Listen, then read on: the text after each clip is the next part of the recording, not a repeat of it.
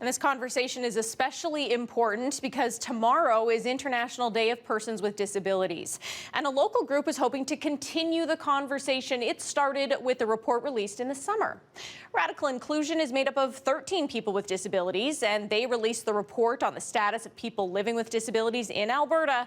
And they say there is still a very long way to go. Roxanne Ulanicki is a member of Radical Inclusion, and she's been a Paralympian and joins us now. Hi, Roxanne. Thanks for joining us today. Thanks for having me. So can you start by telling us how you got into this advocacy work?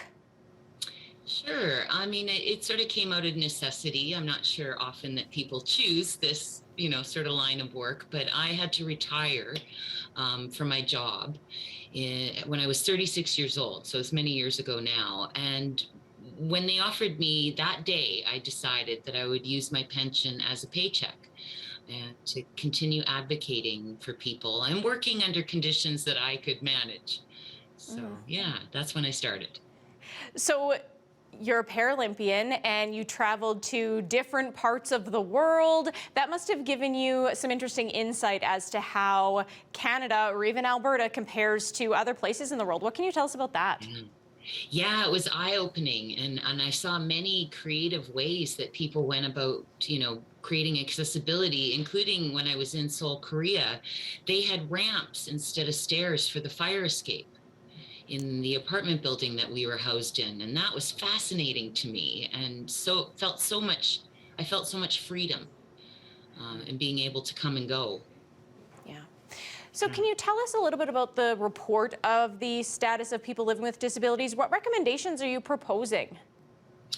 Well, we've got many calls to action within the report, and we focus on 5 different areas: employment, healthcare, housing, financial concerns, as well as law or justice and law enforcement. So we look at all those 5 areas and make hopefully what we think are practical recommendations to government. Yeah. What kind of recommendations are you looking at? Can you give some specific details? One of the simple ones was that in Alberta, legal aid requires that people make less than $1,600, and I think it's $68 a month, when people who receive AISH, which is our income supports for people with disabilities here, they pay people or give people on AISH $1,685 a month. So it's like a $15 difference that prevents them from having access to legal aid. And so that's one of the recommendations that we make. And I'm assuming that this isn't just a problem in Alberta, is it?